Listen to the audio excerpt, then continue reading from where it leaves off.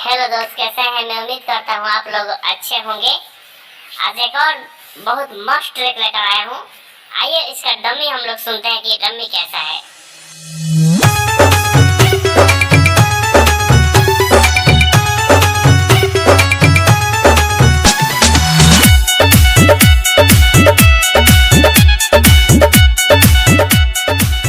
हाँ दोस्त, एक और बात, अगर ये ट्रैक आपको पसंद आ रहा है तो आप हमसे संपर्क कर सकते हैं। मेरा मोबाइल नंबर है 95 60 94 04।